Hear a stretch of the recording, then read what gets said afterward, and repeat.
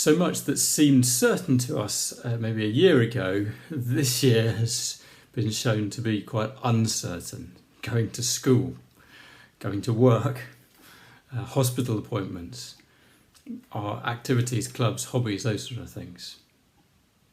So if someone talks to you about certainty, do you get a bit suspicious now? Like, oh no, I can't be certain about anything. Or it's the opposite. You long for certainty. If someone says, "Well, I'd be certain," oh yes, I'd love to be certain about anything. Well, today we're going to start looking at Luke's account of Jesus's life, and we're starting with the first few verses. We'll go through these first two chapters together day by day, and as a church family, we're following through a little book that's just helping us. So I'm going to post a video. I'd like to say every day, but I can't be certain about that. But we'll see how we go.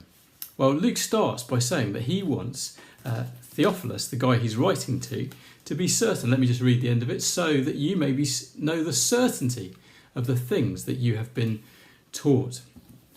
That might seem weird to us because Luke wants this guy Theophilus and all those reading to be certain about Jesus' birth. That's where he starts off in his account. We might think, well, how can you be certain of anything? Even without COVID this year, we live in a world where there's all kinds of spin given to things. So finding out the truth about anything is really hard, whether that's election results in the United States of America or the reality of what's going on with this virus, what it does, who it affects, how it spreads, what helps fight it, those kind of things. Everyone has their own spin on these things. Have you found that as you've listened to your friends and family or to the different news channels? And there's even fake news now, isn't there? So you can just make things up and put it out on the internet. And then also we live in a world of stories and of films, kind of stuff that's made up and it's fantasy, and we escape into it, and that can be good.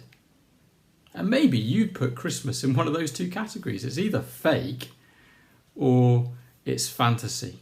It's certainly not something that we can be certain about.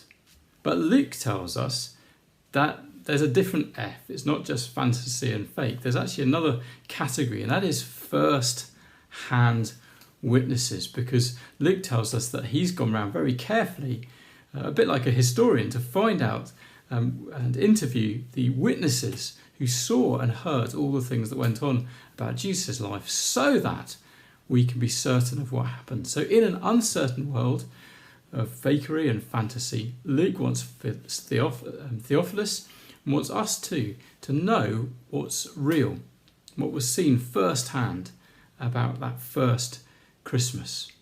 So, simple question, will you join in that exploration and finding out what happened that first Christmas?